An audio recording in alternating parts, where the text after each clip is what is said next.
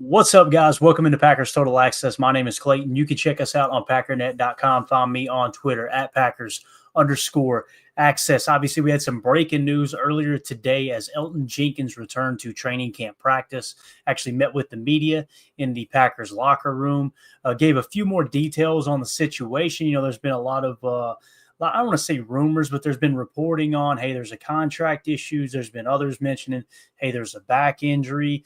Now, Elgton has brought up some family stuff. So what we're going to do is just dive into all the details. Quick little video for you guys and gals. We're still going live tonight. So for PTA Live at 6:30 p.m. Central Time as of right now. Just want to bring you this information as it came in. So before we do that, if you would do that YouTube stuff for us, hit like, hit subscribe. If this is your first time tuning into PTA, welcome. We appreciate you making us a part of your afternoon, and hopefully you'll join us this evening for the live stream when we get the guys in here with us as well. We're not experts here. We're not insiders. What we are, we're fans just like you.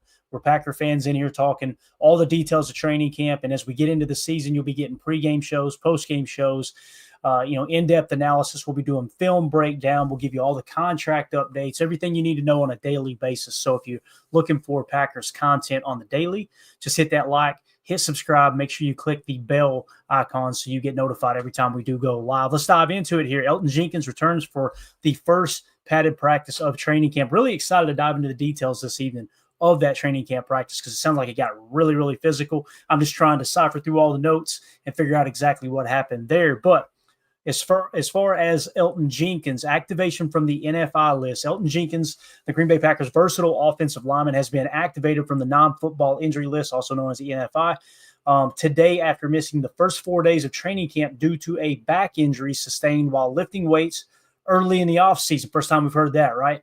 So Matt Schneidman had put a tweet out here, and this is a video. You can go check out his tweet. It's at Matt Schneidman over on X. I'm sure you guys and gals are following him. Elgton Jenkins said he, quote, for sure, end of quote, thought about financial implications of moving from left guard to center at one point, but isn't anymore. Focused on, quote, being able to perform for the team. I really, really highly recommend you go check out that video. It's just 53 seconds long.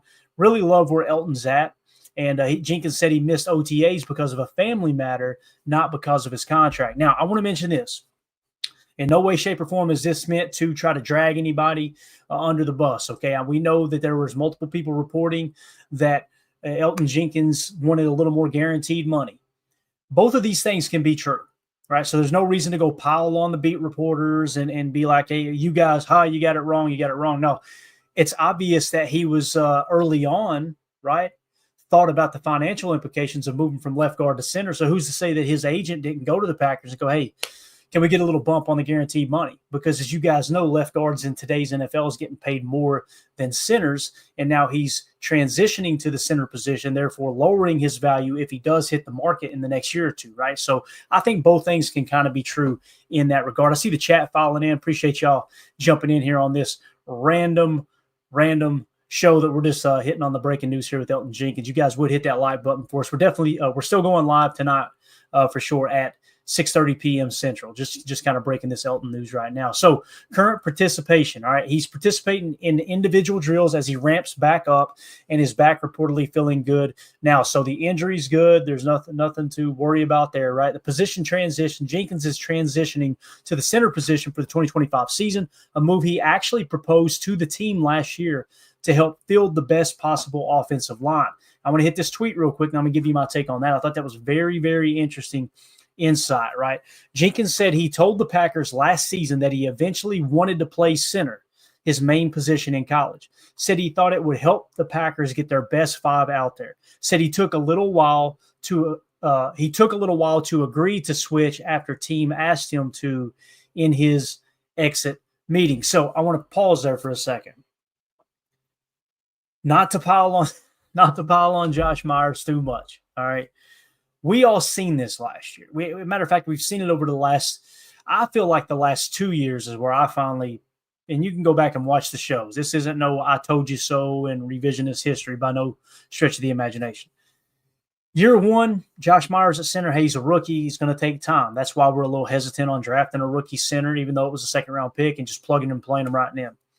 Wasn't impressed. Second year, still wasn't impressed, although there were some people that were like, hey, This dude's a good pass blocker, though. It's like, okay, that's great and all, but if he doesn't have the awareness, if he doesn't have the extra knowledge needed to play center, help set protections, and do things in the right manner, aka snap the effing ball, Josh, as you guys remember Aaron Rodgers saying there one season when he was still the quarterback. And then we see him when we do our chalk talk segments, when we break down the tape here on PTA, you could see him with the versatility, not versatility, but the athleticism to get to the second level on some of these duo runs, these double vertical power plays. And he would get to the second level and he'd just whiff, right? And after 2 years of that, that's when I was like, okay, year 3, I don't think Josh Myers is the guy. Well, we go through year 3, we bring him back year 4, still don't think Josh Myers is the guy. So it's kind of, you feel a little bit vindicated when you have that opinion. And then you see a former all-pro offensive lineman basically point out that he wanted to go to the center position, as you can see in this tweet right here by Matt Schneidman. Jenkins said he told the Packers last season that he eventually wanted to play center, his main position in college, said he thought it would help the Packers get their best 5 out there. I guarantee you didn't go, hey, why don't we kick Josh Myers to guard and sit, whoever, Sean Ryan, whoever, and put me at center. That way we can get our best 5 out there. He was talking about Myers, right? That's just my assessment of the situation. I love that he didn't mention him by name, and this is in no way, shape, or form meant to drag Myers. I just bring it up because there were a couple pretty notable guys on Twitter that love to break down the tape too, that were just talking about how Josh Myers is way better than fans think. Oh, no, he's a solid center, and trying to make fans look and sound absolutely stupid when we're watching the same tape going, Bub, I don't know what the hell you're watching. I just got to be honest. Like, I don't understand what you see here. So now you have the veil kind of lifted, and you see Elgton was going to the coaches like, hey, we need to get the best 5 out there. So anyway, just wanted to point that out. Now, contract and OTA clarification. He addressed recent reports of contract dissatisfaction or a potential holdout, clarifying that he missed OTAs for a family matter, not contract issues.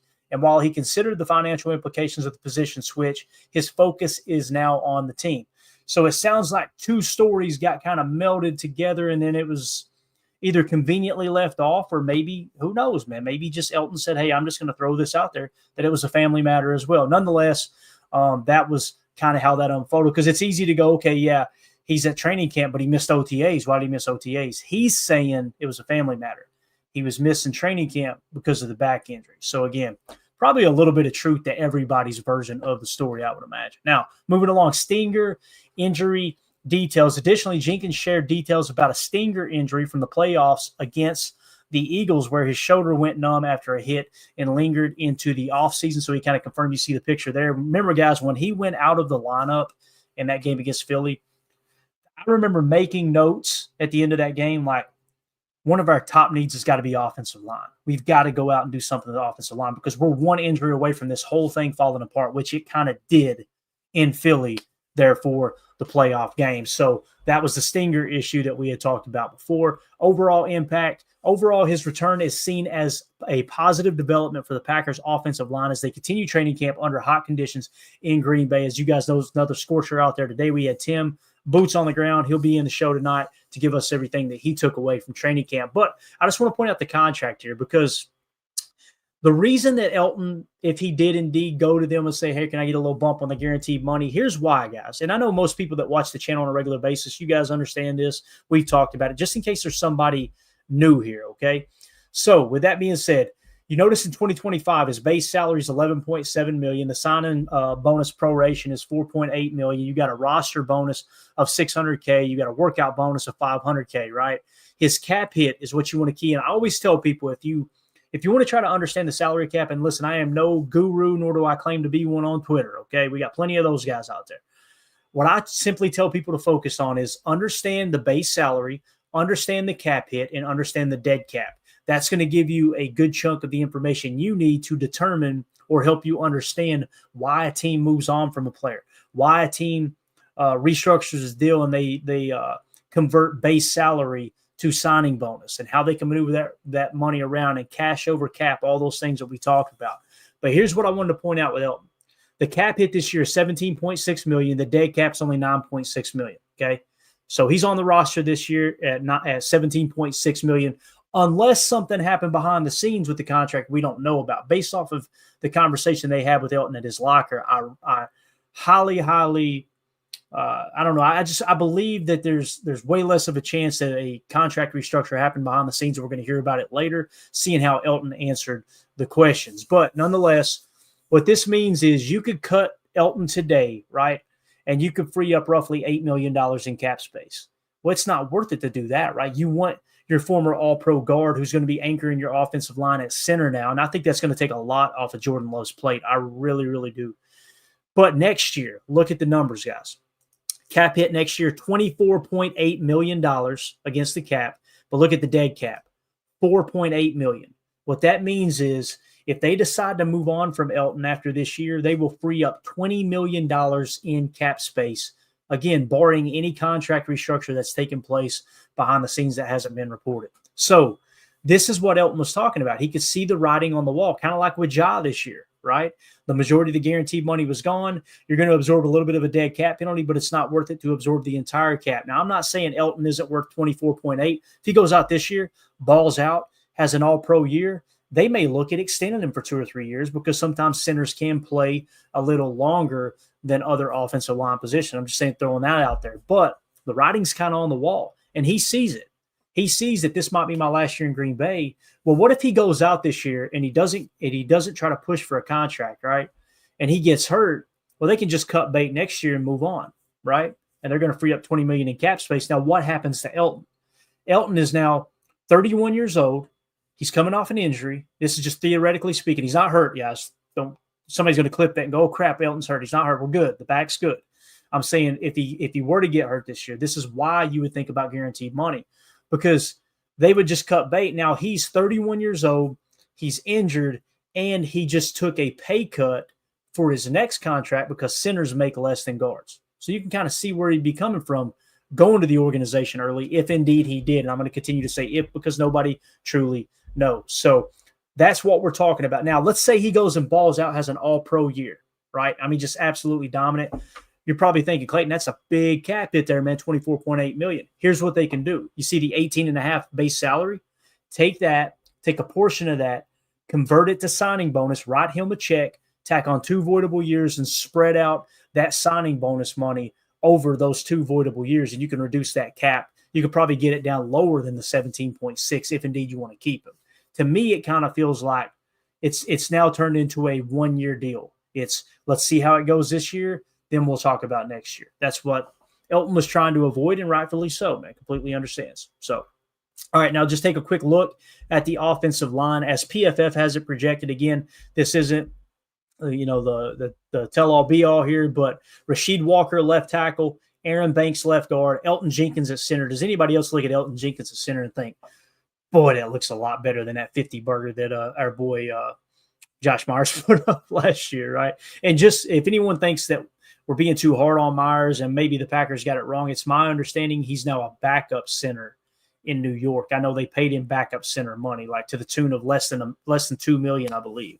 But Jordan Morgan is listed here as a starting right guard, although people on Twitter that are close to the team and report on the team and beat writers and everything, I'm seeing more and more of Sean Ryan being the starting right guard as opposed to Jordan Morgan. And I know that upsets some people. They're going to look at that and go, man, he's a first-round pick and needs to be starting. I agree. I want him to start too. If Sean Ryan's a better football player, though, I'm okay with Jordan Morgan riding the pine. Get the best 5 out there. It's exactly what Elgton was talking about last year. And then, of course, Zach Tom, steady Eddie, 85.8 PFF grade last year, is absolutely dominant. Got the new contract. Now he is secure in his future. Don't be surprised if you don't see Zach Tom turning up a notch because he's got some, $30 million in guaranteed money. He's feeling a little more secure. You don't have to go out there and play it safe. Not that he did last year. He played through an injury anyway. I'm just so glad Zach Tom is on this team. But really what it feels like, guys, is you got a solid left tackle, at least for 1 more year in Rasheed Walker. You just signed and spent significant money on Aaron Banks at left guard. You got Elgton Jenkins now anchoring the center position. You got Zach Tom, who's just dominant at the right tackle spot. And it's either going to be Jordan Morgan or Sean Ryan at right guard. And here's what happens. Let's say Sean Ryan wins the right guard spot. Now what you've got is Jordan Morgan, a former first-round pick, as a backup at guard. Oh, by the way, you spent a second-round pick on Anthony Belton, who can help kind of solidify the backup role on the offensive line, whether they want to play him at guard or tackle. What we talked about in Philadelphia last year with the Eagles' loss and that note that we made after the game, like, boy, we got to do something with this offensive line. We need depth. You now have depth on the offensive line. Free agent signing Aaron Banks, second-round pick in Anthony Belton. Jordan Morgan's now healthy, which you notice that 59.2 doesn't show a ranking because it was insignificant snaps. So there's still a chance he's an absolute dog. Sean Ryan could be the backup guard. It looks like he's the number 2 center, so he's the backup center. A guy who started for you at guard last year is now your backup center. This offensive line is looking a lot better. So really, really excited to see what they do as the season moves along. So again, just want to give you guys a quick update. That's the news on Elgton Jenkins, ready to turn the page, obviously, on that whole ordeal there. And he seems like he's in a good place, and he's just going to be a pro, and I love it, man. Elgton has been a pro's pro since he got to the Green Bay Packers, and I'm really excited to see him go back to his natural position where he was a really, really good center. I believe it was at Mississippi State in college. He was pretty darn dominant at the college level playing center in the SEC, nonetheless, to one of the stronger conferences. So that being said, guys, that's it. If you would, please do me a big, big favor. Hit that like button. Hit subscribe if you're new here. We'll be going live again tonight at 6:30 p.m. Central Time to talk everything that happened in the first padded practice for training camp. Oh, by the way, things got physical. Nate Hobbs shook some things up. Zach Tom got a little pissed. We had a couple guys have to go to the sideline. It's officially football season because the pads are popping. We'll see you guys shortly. Appreciate everybody in the chat. Thank y'all for jumping in here on such short notice. And as 2-0 for this says, this show didn't have enough suck. Sorry, man. We'll try again later. Appreciate y'all. Have a great day. We'll see you soon. Here we go. We're out. Bye, guys.